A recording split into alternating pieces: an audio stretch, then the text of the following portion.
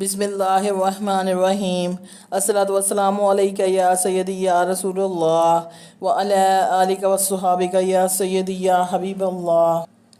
इन्नल्लाह व मलाइकतहु यसल्लूना अलन नबी या अय्युहल्लज़ीना आमनू सल्लु अलैहि व सल्लिमु तस्लीमा। मेरे इस्लामी बहनों और भाइयों, अस्सलाम वालेकुम व रहमतुल्लाहि व बरकातुहू। मैं आपकी बहन यूट्यूब चैनल से बात कर रही हूँ।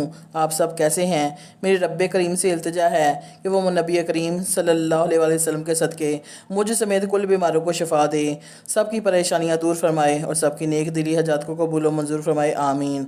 आज हम इमाम मोहम्मद तकी अलैहिस्सलाम का जिक्र करेंगे कि इमाम मोहम्मद तकी अलैहिस्सलाम की कुनियत क्या है, कितने बरस की उम्र में वो अपने वालिद बुजुर्गवार से जुदा हुए, किससे आपकी शादी हुई, किस तरह आप नज़रबंद हुए और कैसे आपकी शहादत हुई। हज़रत इमाम मोहम्मद तकी अलैहिस्सलाम, आप अलैहिस्सलाम नौवें इमाम और आसमान असमत व तहारत के 11वें दरख्शां सितारे। हज़रत इमाम मोहम्मद तकी अलैहिस्सलाम 29 ज़ैलक़द सन 220 हिजरी कमरी को हकाम वक्त के जोर सितम के तहत शहीद हो गए और इमामत की संगीन ज़िम्मेदारी आपके फ़र्जंद हज़रत इमाम अली नकी अलैहिस्सलाम के कांधों पर आ पड़ी। आपका इसमें ग्रामी मोहम्मद, अबू जाफ़र कुनियत और तकी अलैहिस्सलाम व जवाद अलैहिस्सलाम दोनों मशहूर लक़ब थे, इसलिए आप इमाम मोहम्मद तकी अलैहिस्सलाम के नाम से याद किए जाते हैं। चूँकि आपसे पहले इमाम मोहम्मद बाकर अलैहिस्सलाम की कुनियत अबू जाफ़र हो चुकी थी, इसलिए किताबों में आपको अबू जाफ़र सानी और दूसरे लक़ब को सामने रख कर हज़रत जवाद भी कहा जाता है। आपके वालिद बुजुर्गवार हज़रत इमाम रज़ा अलैहिस्सलाम थे और वालदा मौज़मा का नाम जनाब सिस्का या सकीना अलैहिस्सलाम था। आप अलैहिस्सलाम का कद मुबारक मियाना रंग सफ़ेद था। आप अलैहिस्सलाम हुस्न जमाल और खसाइल में अपने आबाए कराम की मिसल थे। बड़े आलिम, आकिल, हाजिर जवाब और साहिब कश्फ़ व करामात थे। कम उम्री में मनसब इमामत पर फाइज़ हुए और फैज़ बातिन से बहुत से लोगों को मुस्तफ़ीद किया। हज़रत इमाम मोहम्मद तकी अलैहिस्सलाम को कम सनीही में मसाइब और परेशानियों का मुकाबला करने के लिए तैयार हो जाना पड़ा। आप अलैहिस्सलाम को बहुत कम ही इत्मीनान और सुकून के लम्हात में बाप की मोहब्बत, शफ़क़त और तरबियत के साए में ज़िंदगी गुजारने का मौका मिल सका। आप अलैहिस्सलाम की उम्र मुबारक सिर्फ़ 5 बरस थी जब हज़रत इमाम रज़ा अलैहिस्सलाम मदीना से खरासान की तरफ सफ़र करने पर मजबूर हुए, तो फिर ज़िंदगी में मुलाकात का मौका न मिला। इमाम मोहम्मद तकी अलैहिस्सलाम से जुदा होने के तीसरे साल इमाम रज़ा अलैहिस्सलाम की वफ़ात हो गई। दुनिया समझती होगी कि इमाम मोहम्मद तकी अलैहिस्सलाम के लिए इल्मी व अमली बुलंदियों तक पहुँचने का कोई ज़रिया नहीं रहा, इसलिए अब इमाम जाफ़र सादिक़ अलैहिस्सलाम की इल्मी मुसन्नद शायद खाली नज़र आए, मगर खल्क़े खुदा की हैरत की इंतहा ना रही जब इस कमसिन बच्चे को थोड़े दिन बाद मामून के पहलू में बैठकर बड़े बड़े उलमा से फ़िक़्ह, हदीस, तफसीर और कलाम पर मुनाज़रे करते और सबको कायल होते देखा। जब इमाम रज़ा अलैहिस्सलाम को मामून ने वली अहद बनाया और उसकी सियासत उसकी मुक्तज़ी हुई कि बनी अब्बास को छोड़कर बनी फ़ातिमा से रवाबत कायम किए जाएँ और इस तरह मुहिब्बान अहले बैत अलैहिस्सलाम को अपनी जानिब माइल किया जाए, तो उसने ज़रूरत महसूस की कि खुलूस व इत्तेहाद के मुज़ाहरे के लिए अलावा इस कदीम रिश्ते के जो हाशमी ख़ानदान में होने की वजह से है, कुछ जदीद रिश्तों की बुनियाद भी कायम कर दी जाए। चनाचा इसी जलसे में जहाँ वली अहदी की रस्म अदा की गई, उसने अपनी बहन उम्मे हबीबा का अक़द इमाम रज़ा अलैहिस्सलाम के साथ किया और अपनी बेटी उम्मुल फ़ज़ल की निस्बत का इमाम मोहम्मद तकी अलैहिस्सलाम के साथ ऐलान किया। इमाम मोहम्मद तकी अलैहिस्सलाम इख़लाक़ व औसाफ़ में इंसानियत की इस बुलंदी पर थे जिसकी तकमील रसूल और आले रसूल सल्लल्लाहु अलैहि वसल्लम का तोरा इम्तियाज़ थी कि हर एक से झुक कर मिलना, ज़रूरतमंदों की हाजत रवाई करना, मुसावात और सादगी को हर हालत में पेश नज़र रखना, ग़ुरबा की पोशीदा तौर पर ख़बर लेना और दोस्तों के अलावा दुश्मनों तक से अच्छा सलूक करते रहना, मेहमानों की खातिरदारी में इन्माक और इल्मी और मजहबी प्यासों के लिए फ़ैसला के चश्मों का जारी रखना आप अलैहिस्सलाम की सीरत ज़िंदगी का नुमायाँ पहलू था। बिल्कुल वैसा ही जैसे इस सिलसिला असमत के दूसरे अफराद का था, जिनके ये हालात हम पहले बता चुके हैं। अमूर ख़ानदारी और अज़दवाजी ज़िंदगी में आप अलैहिस्सलाम के बुज़ुर्गों ने अपनी बीवियों को जिन हदूद में रखा था, इन्हीं हदूद में آپ علیہ السلام نے الفضل کو رکھا۔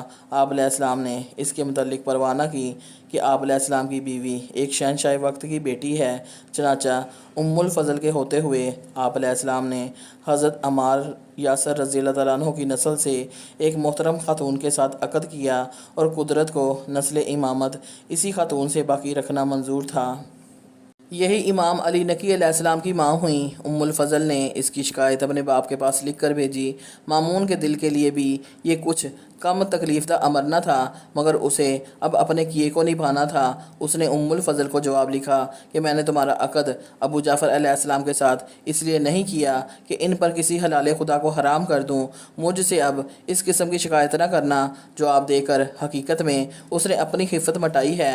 ہمارے سامنے اس کی نظیریں موجود ہیں کہ اگر مذہبی حیثیت سے کوئی با احترام خاتون ہوئی ہے تو اس کی زندگی میں کسی دوسری بیوی سے نکاح نہیں کیا گیا، جیسے پیغمبر صلی اللہ علیہ وسلم کے لیے جناب خدیجۃ الکبریٰ علیہ السلام اور حضرت علی علیہ السلام کے لیے جناب فاطمہ الزہرا علیہ السلام۔ مگر شہنشاہ دنیا کی بیٹی کو یہ امتیاز دینا صرف اس لیے کہ وہ بادشاہ کی بیٹی ہے، وہ اسلام کی روح کے خلاف تھا جس کے آل محمد صلی اللہ علیہ وسلم محافظ تھے۔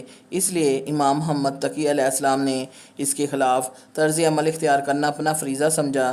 سن 218 میں مامون نے دنیا کو خیر بات کہا۔ اب مامون کا بھائی اور الفضل کا چچا معتمن، جو امام رضا علیہ السلام کے بعد ولی عہد بنایا جا چکا تھا، تخت سلطنت پر بیٹھا۔ معتصم باللہ عباسی کے نام سے مشہور ہوا۔ اس کے بیٹھتے ہی امام محمد تقی علیہ السلام سے متعلق الفضل کے اس طرح کے شکایتی خطوط کی رفتار بڑھ گئی جس طرح کے اس نے اپنے باپ مامون کو بھیجے تھے۔ مامون نے چونکہ تمام بنی عباس کی مخالفتوں کے بعد اپنی بیٹی کا نکاح امام محمد تقی علیہ السلام کے ساتھ کر دیا تھا، اس لیے اپنی بات کی لاج رکھنے کی خاطر اس نے ان شکایتوں پر کوئی خاص توجہ نہیں کی، بلکہ مایوس کر دینے والے جواب سے بیٹی کی زبان بند کر دی تھی۔ مگر معتصم کو، جو امام رضا علیہ السلام کی ولی عہدی کا داغ اپنے سینہ پر اٹھائے ہوئے تھا اور امام محمد تقی علیہ السلام کو داماد بنائے جانے سے تمام بنی عباس کے نمائندے کی حیثیت سے پہلے ہی اختلاف کرنے والوں میں پیش رہ چکا تھا، اب الفضل کے شکایتی خطوں کو اہمیت دے کر اپنے اس اختلاف کو، جو اس نکاح سے تھا، حق بجانب ثابت کرتا تھا۔ پھر سب سے زیادہ امام محمد تقی علیہ السلام کی علمی مرجعیت، آپ علیہ السلام کے اخلاقی اثر کا شہرہ جو حجاز سے بڑھ کر عراق تک پہنچا ہوا تھا، وہ بنائے مخاصمت جو معتصم کے بزرگوں کو امام محمد تقی علیہ السلام کے بزرگوں سے رہ چکی تھی، اور پھر اس سیاست کی ناکامی اور منصوبے کی شکست کا محسوس ہو جانا جو اس عقد کا محرک ہوا تھا، یہ تمام باتیں تھیں کہ معتصم مخالفت کے لیے آمادہ ہو گیا۔ اپنی سلطنت کے دوسرے ہی سال امام محمد تقی علیہ السلام کو مدینہ سے بغداد کی طرف بلوا بھیجا۔ حاکم مدینہ عبد المالک کو اس بارے میں تاکیدی خط لکھا۔ مجبوراً امام محمد تقی علیہ السلام اپنے فرزند امام علی نقی علیہ السلام اور ان کی والدہ کو مدینہ میں چھوڑ کر بغداد کی طرف روانہ ہوئے۔ بغداد میں تشریف لانے کے بعد تقریباً 1 سال تک معتصم نے بظاہر آپ کے ساتھ کوئی سختی نہیں کی، مگر آپ کا یہاں کا قیام خود ہی ایک جبری حیثیت رکھتا تھا، جیسے نظر بندی کے سوا اور کیا کہا جا سکتا ہے۔ اس کے بعد اسی خاموش حربے سے، جو اکثر اس خاندان کے بزرگوں کے خلاف استعمال کیا جا چکا تھا، 29 ذی القعدہ 220 ہجری میں زہر سے آپ علیہ السلام کی شہادت ہوئی اور اپنے جد بزرگوار حضرت امام موسیٰ کاظم علیہ السلام کے پاس دفن ہوئے۔ اللہ پاک ان شہیدوں کے صدقے ہم سب کے حال پر رحم فرمائے، مجھ سمیت کل بیماروں کو شفا عطا فرمائے، ہمارے گھروں میں خیر و برکت عطا فرمائے، ساری ٹینشنیں پریشانیاں ختم فرمائے اور سب کی نیک دلی حاجات کو قبول و منظور فرمائے، آمین۔